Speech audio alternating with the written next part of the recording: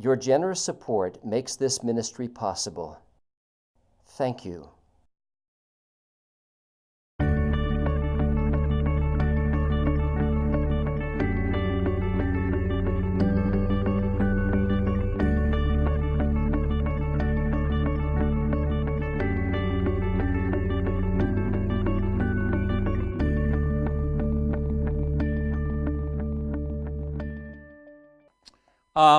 The Nazis controlled the schools. All the associations were disbanded. So let me give you the modern day kinds of things. The Teachers Association disbanded. Student organizations disbanded. Parents' organizations disbanded. They were replaced entirely by Nazi teaching. Everything revolved around the Nazis. Instead, Nazi teacher societies were formed. They even changed, for young children, they changed fairy tales. They rewrote fairy tales. Like Sleeping Beauty, Snow White, they used the Führer as the good guy. They used the enemies of the state as the bad people.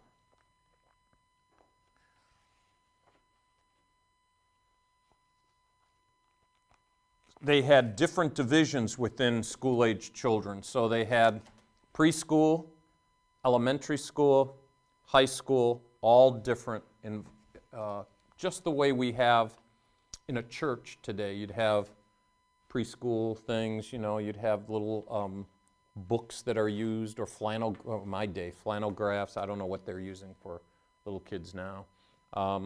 Different, the way, any of you Awana people? Okay. Different books, right? Same thing. So everything was structured for their age, but the information all centered in on Nazism. Okay?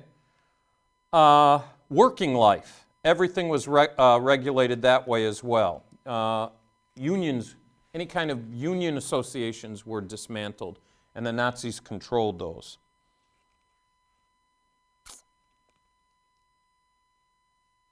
Agriculture. Now, you could help, your father, Amy, is it?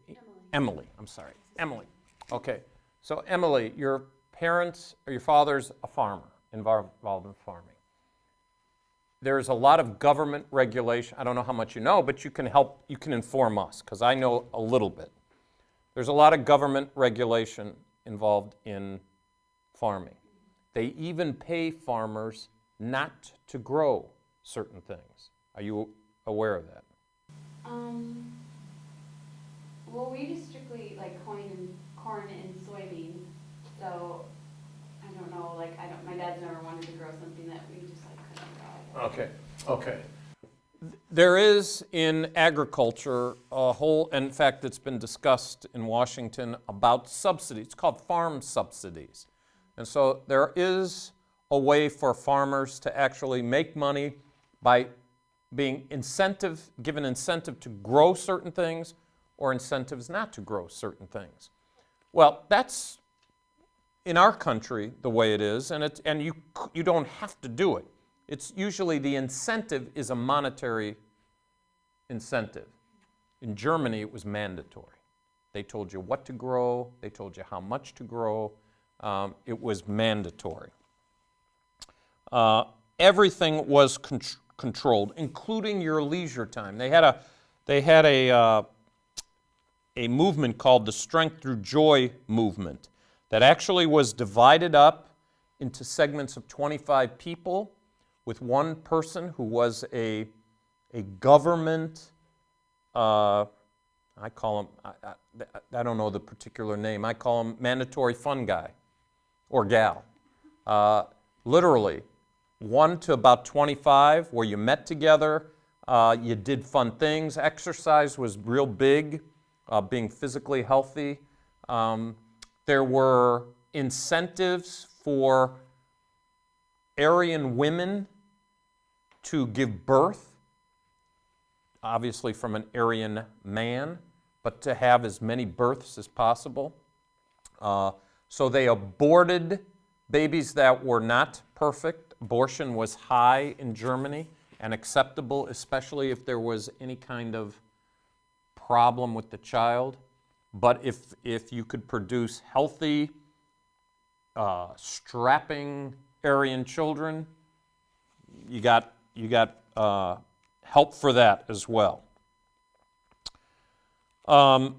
Any kind of physical problem, as I said, you were separated from, and they tried to take care of that. Okay, so that kind of gives you an idea of the mentality going on at this time and how it gained strength, all through a combination of the economic background, the religious thinking, to pull together a leader who would arise and deliver all these things. So Adolf Hitler's in power, and it's now 1936. It's now 1936. Jewish people are still there. It's very, very hard. Camps have been started. People knowing what's going on, but the Olympics are going to come to Berlin, Germany. The world is going to see Germany. Reports have come out of Germany of some of the bad things that have happened, and now's the opportunity to show it's not true. In 1980, Jimmy Carter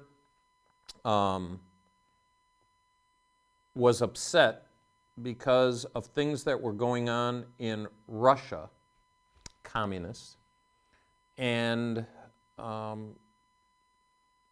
he threatened, that is, Jimmy Carter threatened, not to send the Olympics, the Americans there, because of the lack of freedom that those behind the Iron Curtain had. It was from his determination, well, if we send people there, we're approving of what they're doing. So that was his decision. Remember, we say you got to make a decision. 1936, they did send people. Aware of the Nuremberg laws, aware of the anti-Semitism, there was a great deal of talk about boycotting the Olympics. And Jimmy Carter was aware of that and used that for the Summer Games when they were in the Soviet Union, and used that as an example why he shouldn't send people to go. So again, you could be for or against it. You had to make a decision. That was his. When the countries of the world came to Germany, Berlin at that time, Hitler had prepared for their coming. And so things that were evident normally were kind of hidden during this time. The person who was one of the leaders of the Olympics at that time was a man by the name of Avery Brundage. Avery Brundage said, "No nation since ancient Greece has captured the true Olympic spirit as has Germany." He had done, that is, Adolf Hitler had done such a spectacular job of presenting Germany, showcasing Germany, by hiding and keeping under wraps, as it were, the things that were going on. And as I already told you, Jesse Owens, an African American, won 4 gold medals, but was snubbed by Adolf Hitler. That was a big, big deal. If you ever get a chance sometime and you want to find out about it, just type in Jesse Owens, type in 1936 Olympics, and you will get a lot of information as to how big. At the time, it was just huge. And Jesse Owens was always regarded in this country in a real respectful way for the achievement that he had. It was at this time that after 1936 that the process was begun to be at least thought through how they were going to deal with the Jewish problem. It wasn't started at this time, but it was worked on. Let me give you the process, because it was a process. The first thing you had to do was define a Jewish person. You had to define. Now, anybody have any idea? How do we know who a Jewish person is? How do you define a Jewish person? That's a possibility, to look at physical characteristics, but it's possible to be Jewish and not have those characteristics. In fact, in Israel today, there are 5.5 million Jewish people made up of 127 different countries. So there's black Jews, Oriental Jews, blonde-haired, blue-eyed Jews. Zvi Kalisher was a short, most of us are short, but he's short, blonde hair, and blue eyes. They thought he was German. So no, that wouldn't be, the Germans weren't looking, although that might help them identify some Jewish people, but they weren't looking for physical characteristics. Any other? How do Jewish people have how do they know who's Jewish? What's the determining factor if somebody's Jewish? You have to take my course on Judaism and we'll talk about it. But according to the rabbis, if your mother is Jewish, then you are Jewish. So you can be the product of an intermarriage. My children are the product of an intermarriage. My wife is German-Swedish, Gentile. I am Jewish. Now, when we got married, I, as a Jewish man, trusted in Christ before we even met. But from the vantage point of I was still Jewish, it was in that sense an intermarriage. But according to the rabbis, my 4 children would not be Jewish. Now, my wife's brother married a Jewish believer, Jewish woman. She too trusted in Christ, but her 2 daughters would be considered Jewish because the mother is Jewish. Now, why would that be? Why do you think the rabbis came up with that rule? It's not in the Bible, by the way, but what would be the rule? What do you think would be the logic of it? Was it because you knew that the child was the mother's because she carried it for 9 months and you never knew if it was the father's or not? Much harder to find the father. It's, in fact, other than the time that the baby was conceived, it's possible the father couldn't be, no one would ever know. No one would ever. In fact, depending on the morality of the woman, it's possible that even she wouldn't know who the father is, if you understand what I'm saying. So, yeah, when the baby's born, everyone knows whose it is. You know, no question about it.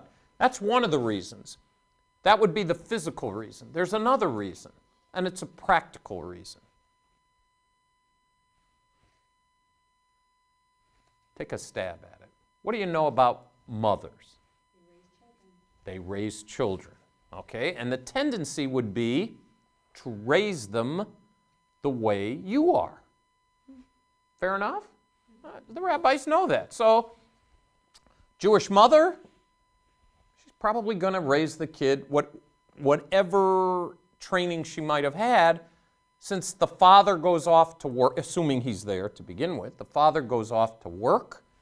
The father is away from home.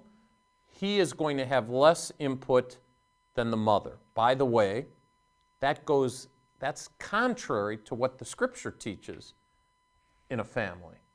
the father's the priest of the family. The father's the one that's supposed to really teach the family. That doesn't mean that the mother doesn't know anything, or I don't want to get involved in that, but I'm just saying the biblical model is that the father, it's his responsibility to support emotionally and spiritually, economically, the family. But the rabbis know that that's not usually the case, so the mother determines whether the children are Jewish or not. That wasn't enough. That didn't play a role in the German Nazi definition of a Jewish person. They did not care what the children were taught. In fact, from a Nazi point of view, if you had 1/16 of Jewish blood in you, you were Jewish. Okay? If you knew that it's 1/16 that determines if a person is Jewish or not, what would the Nazis be doing to find out if a person was Jewish or not? You knew that, 1/16. So you meet somebody, and they're going to church. They're saying, I'm going to church. I'm not Jewish. I'm going to church. I believe Jesus. You could, okay, but you're part of the SS. What do you have to do to prove that he's telling the truth? You look at genealogies or? Bingo. You look at genealogies. That's exactly what the Nazis did, and it created a huge amount of fear. In fact, you could theoretically threaten somebody to find Jewish blood in them. You could bring them down.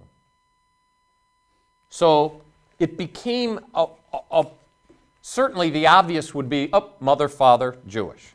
Or mother Jewish, father not. Or the opposite. That's not a big deal. But what about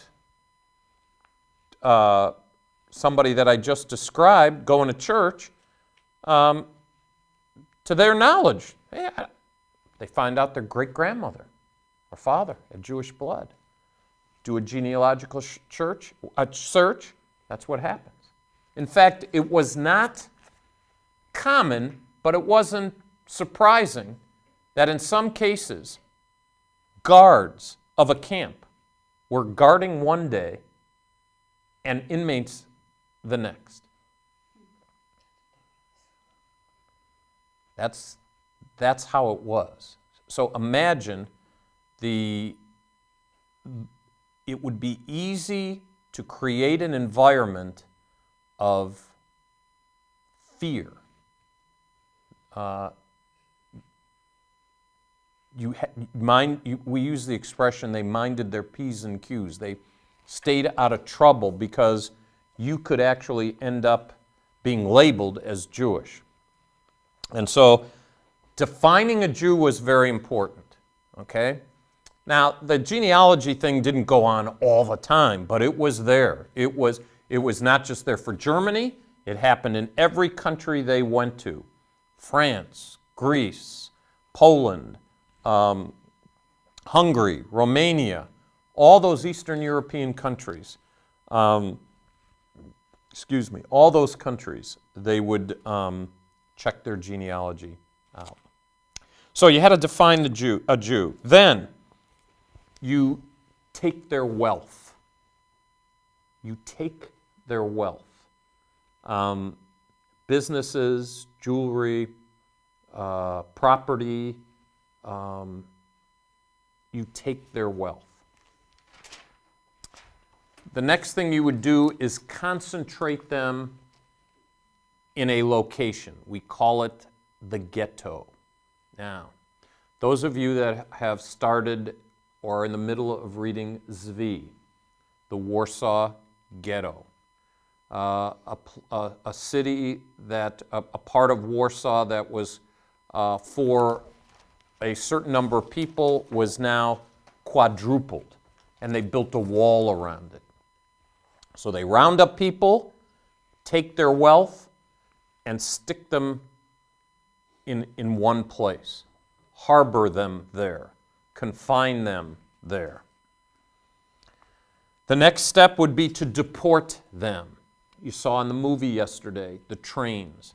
Trains went from different ghettos, and then they would take them to specific camps. They called them camps. Death camps, concentration camps. So the deportation, and it was always done in a deceptive way. They would be going for final settlement. So they would pack their suitcases up.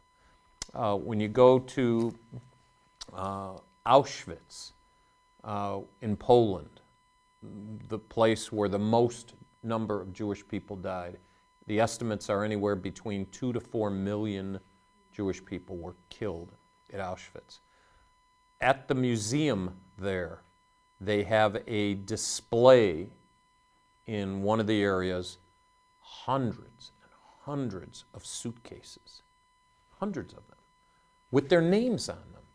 Because the idea was wherever they came from, they took their clothes with them because they were going for settlement.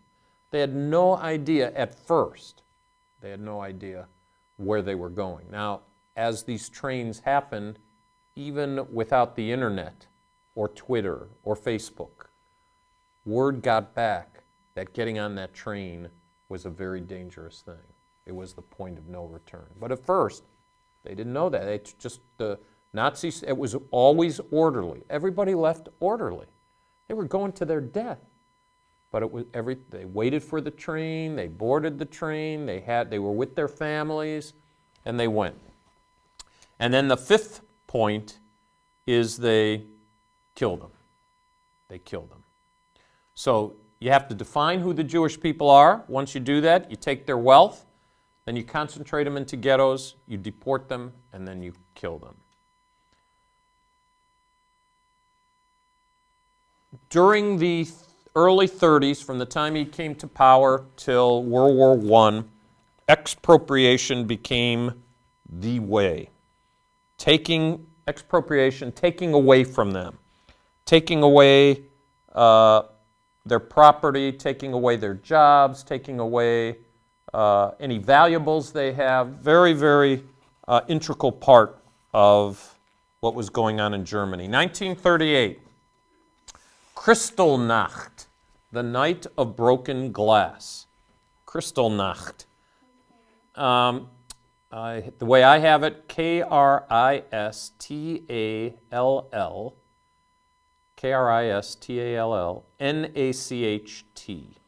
the night of broken glass.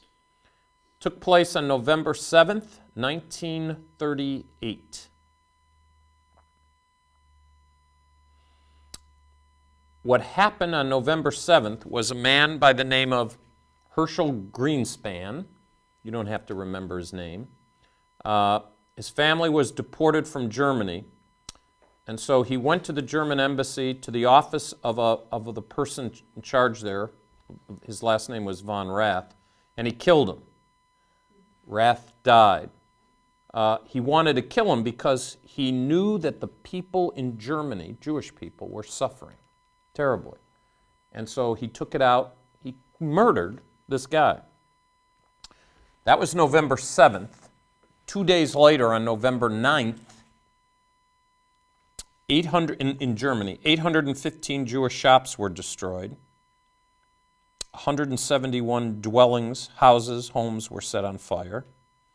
Nearly 200 synagogues were set on fire.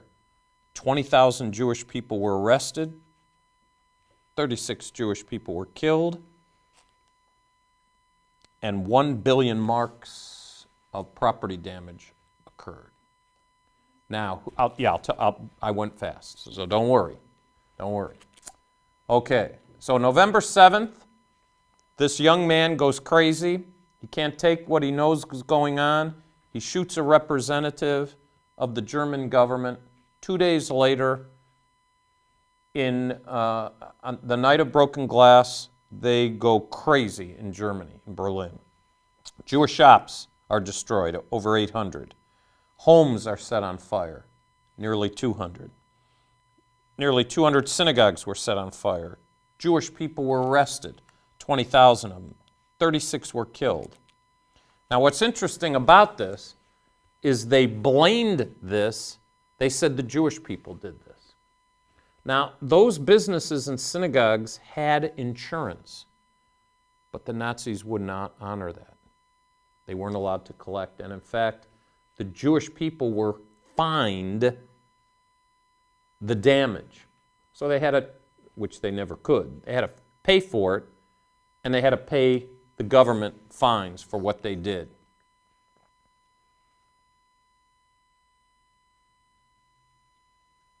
So, that was the peak. That was the fly that broke the camel's back, if that's the right expression. I'm not sure if that...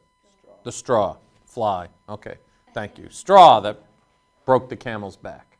Thank you. That's when, by that time, nearly half of the Jewish people had left or started to leave Germany. And it was getting more difficult to do that, by the way. I don't want to present the image that all of them waited that long. That's not true. Not true at all. What is true is that the earlier in the process it was, the fewer that left. So some, as I think we talked about, some said, hey, if I thought I was in danger, I'm out of there. That happened. Absolutely happened. Others waited longer.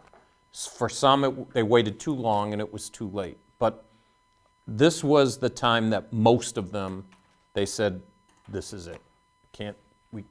It's really this bad. And again, all this time, now, did the world know what was going on? People often ask that question. Did the world know what was going on? Yes and no.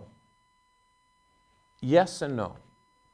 You could find articles in newspapers like the New York Times, the Los Angeles Times, the Chicago Tribune, sometimes on back pages, sometimes on the front page, about things that were going on at this time. So they were reported, but very little was done. The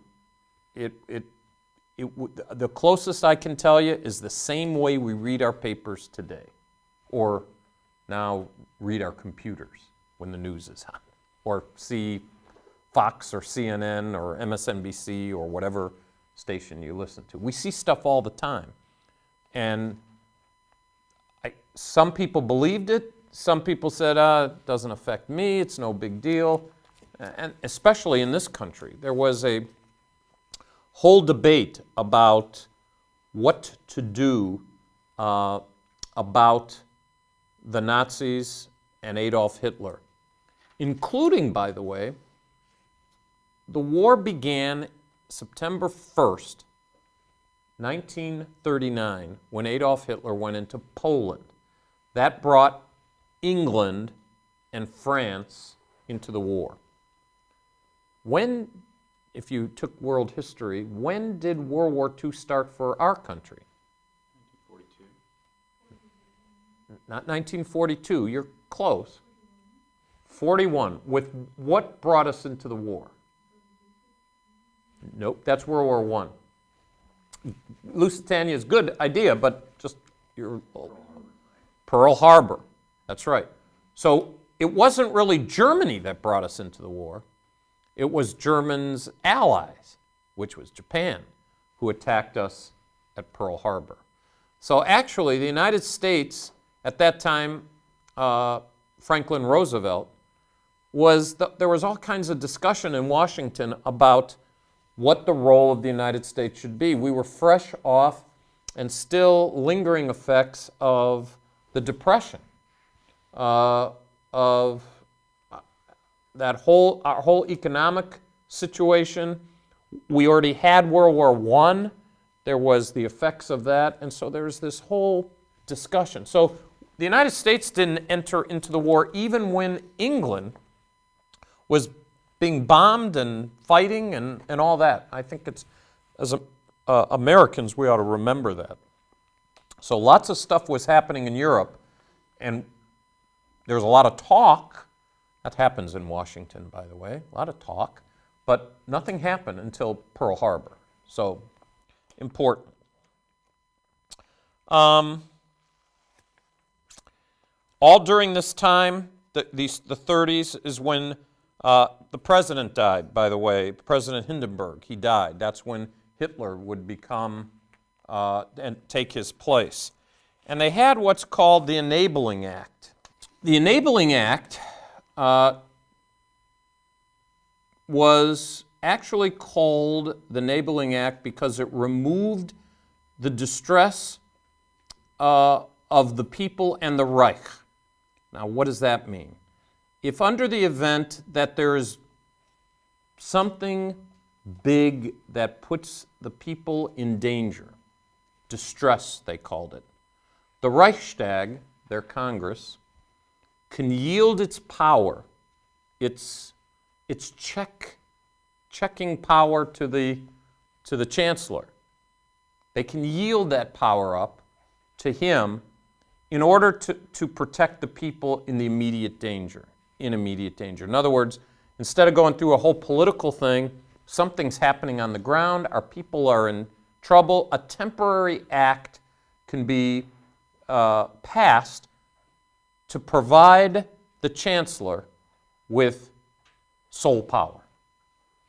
That was an actual legislative process in Germany.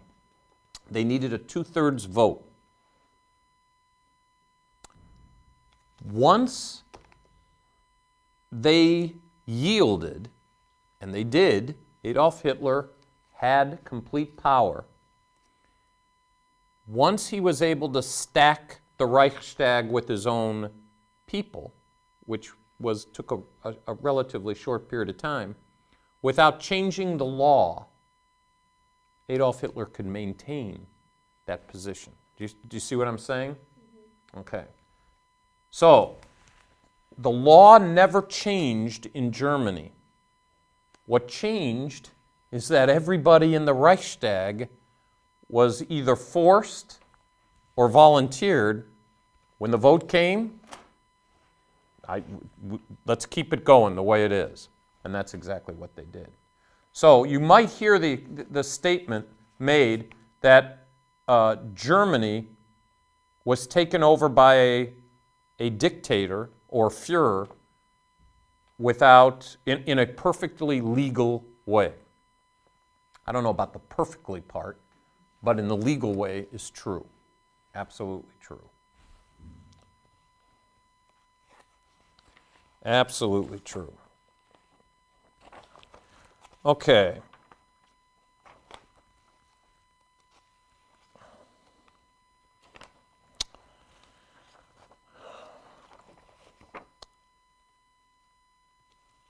One of the books that I recommend you get, again, I used to have it as a requirement for the class, but I don't now, but it's a great book. It's called Legacy of Hatred. Legacy of Hatred. It's a great little book that covers the period of time, should you ever want to go into more detail concerning some of these things.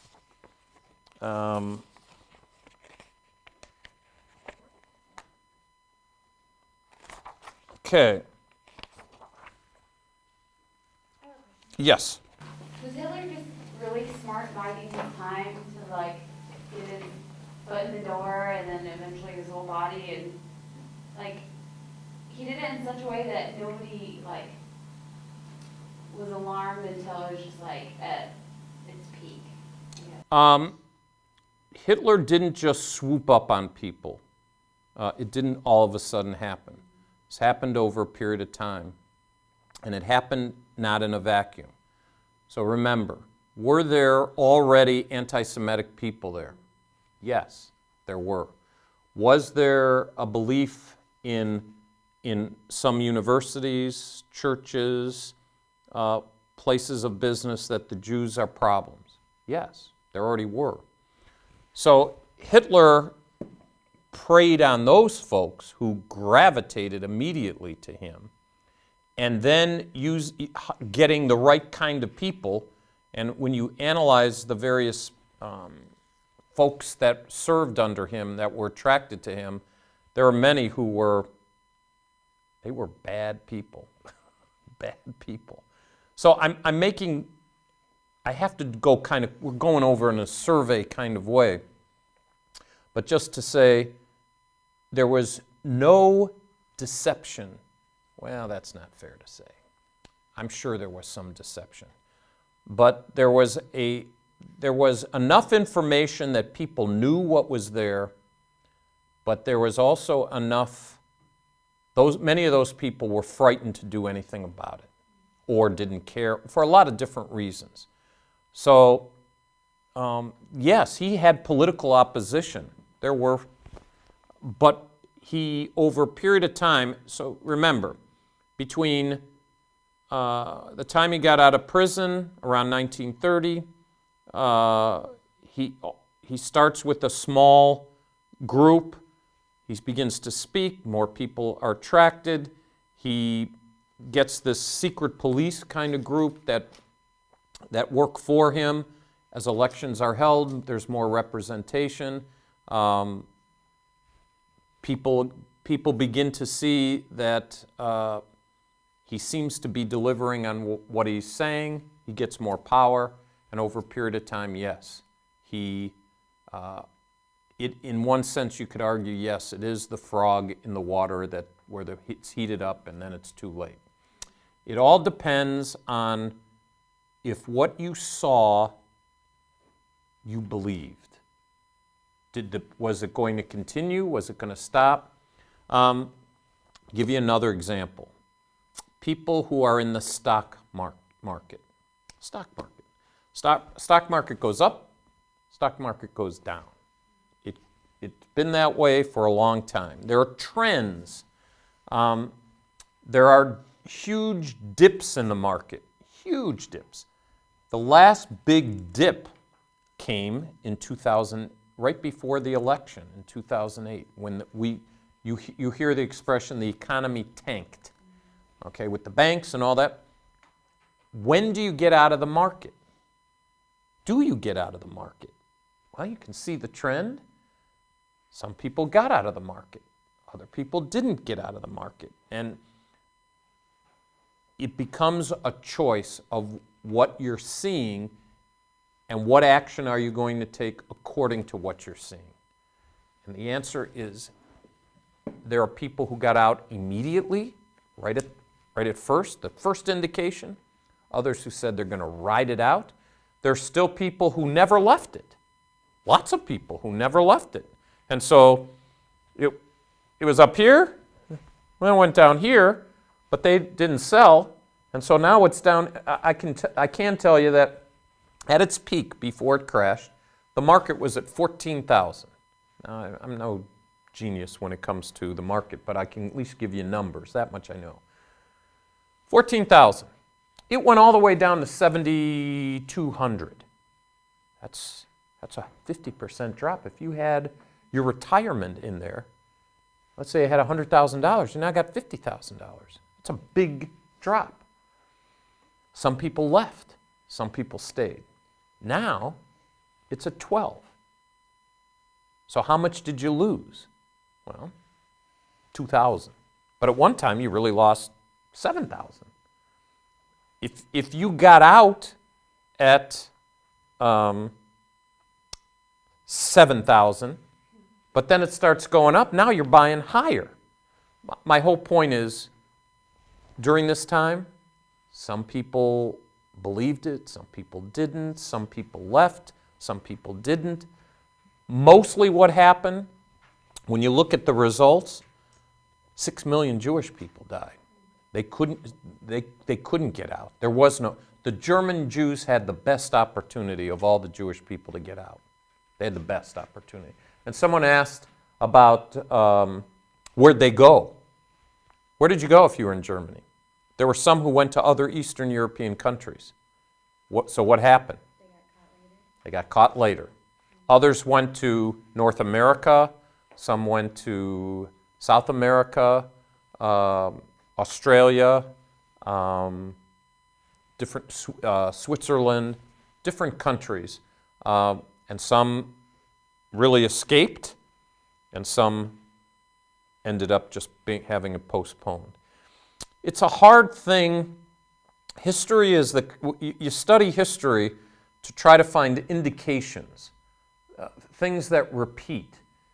And you often hear that history repeats itself. It really does. But do people learn from it? That's a different story. Some do, some don't.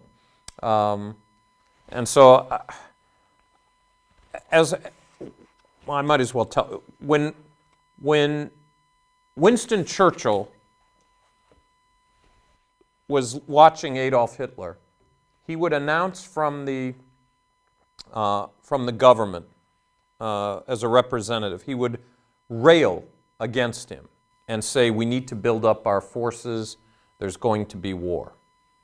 Chamberlain, as the prime minister, said, that's ridiculous.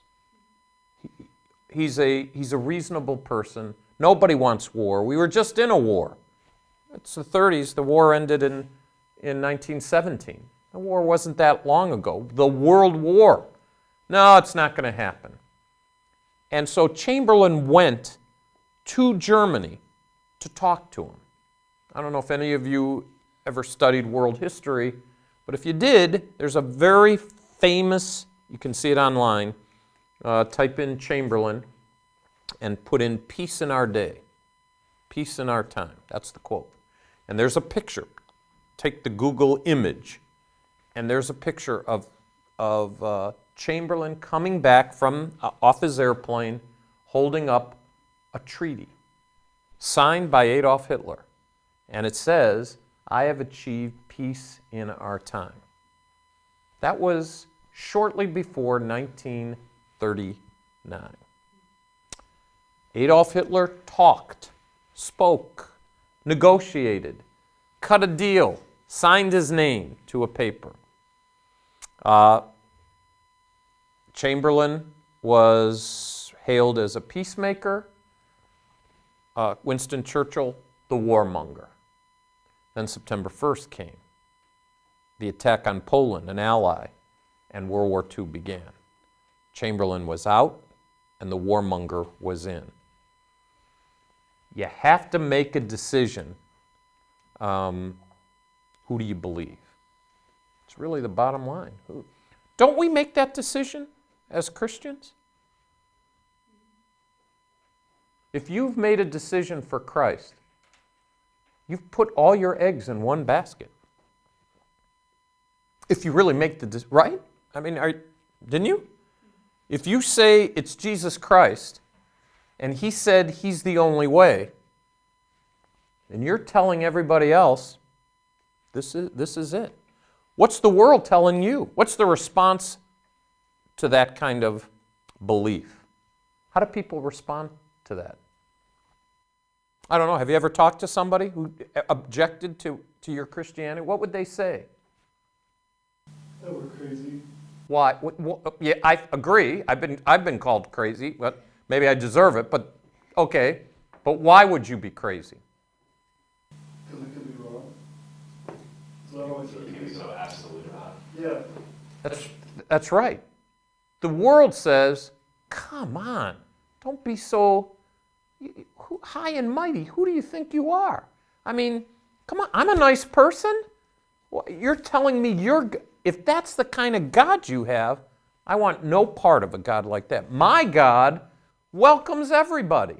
Everybody, if you're a nice person, you work hard, you don't bother anybody, you worship at the place of your choice, you're telling me your God will condemn them? How do you answer that? What do you say? Not a trick question, by the way.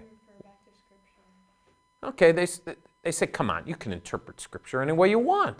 You're telling me that you're better than me. Right? Well, I guess it's like the way that you go about it. All right, how do you go about telling somebody your way is better than theirs? I'm not picking on you. How do you do that? It's just hard because it's like you don't, like, in a sense you have to come off in a humbling way. Like, that you're not better than them. I mean, it's hard because in their mind they're going to think, If you're telling me that I'm going to hell. well, I would never straight out say you're going to hell. Okay, now I'm asking you, if I don't believe in Jesus, what happens to me? I'm going to hell. You're telling me, right? Yeah. Okay. Look, I hope we have to be honest with that. Right? We have to be honest. You have to make a decision. And our society, this time, now, we don't want to be dogmatic. Nobody wants. Why don't we want to be? You don't want to be dogmatic in this class. I don't want to say anything. People are going to think I'm some sort of weirdo. I am just saying we need to be dogmatic. We don't need to be mean, but we need to be dogmatic. If you don't stand for anything, then you stand for nothing, right? Your way's okay, my way's okay. Really? How could they both be okay? Hitler said the Jews deserve to die. Is there middle ground there? There isn't any middle ground. You either have to agree with them, let him do what he wants and not care, or try to stop him. But is that easy? No. And in America, it took 2 years. And even then, it took the Japanese to bomb us. It wasn't Adolf Hitler that got us into the war. It wasn't. So I'm not mad. You just have to analyze what's in front and make a stand. It doesn't mean you can't be cautious either. You don't want to make a stand too quickly. But there comes a point, when is the right time to become a Christian? When's the right time? I mean, you want to acquire information, right? How much information do you need? And how much time do you have to make it? Those are tough questions. I'm not looking for, those are tough questions. But the Bible gives the answer, by the way. When is the time to believe? Now. That's what the Scripture says. Now is the time. That we say, well, maybe not. Maybe. Do I have to do it right this minute?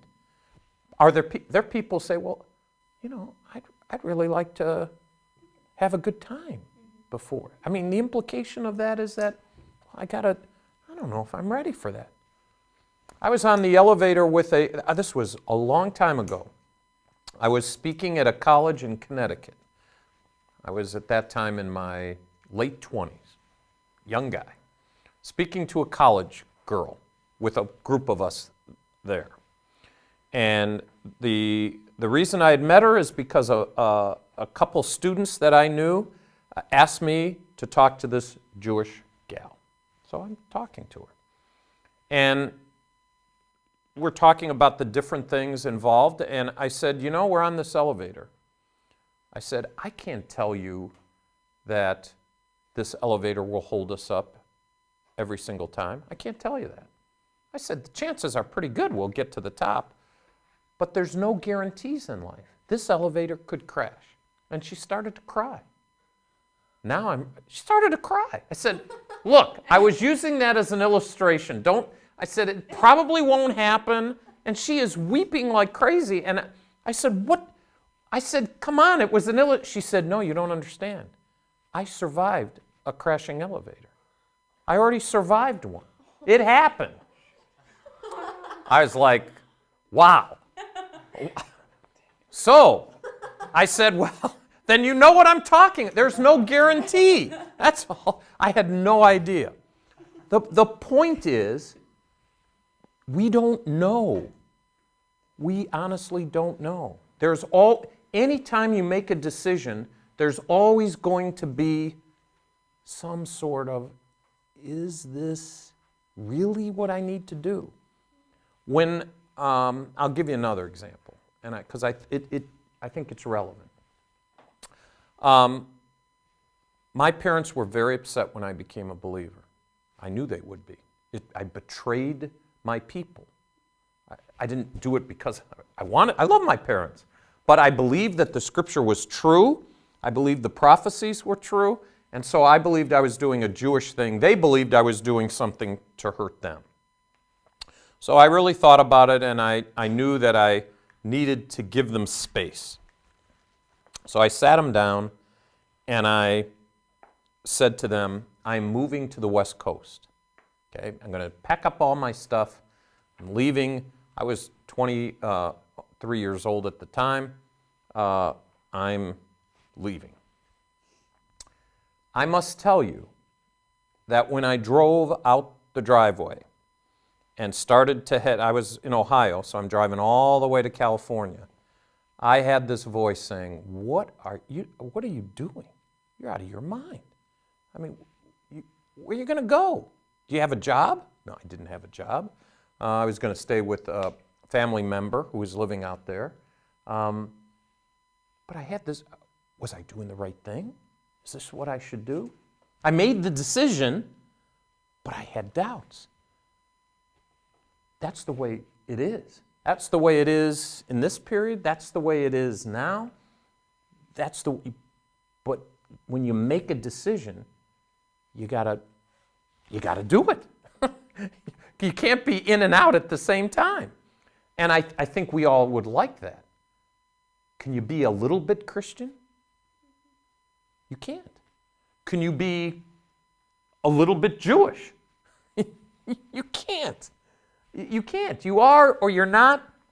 And these things that went on, people had to, in the Deliverance movie that you, not Deliverance, the Defiance movie you were talking about.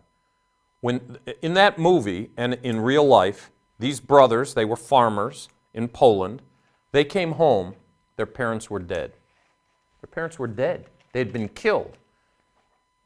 They had to make almost instant decisions. They knew that that the Nazis were around. They knew that the Polish people were their enemies now, and they had to do something quick.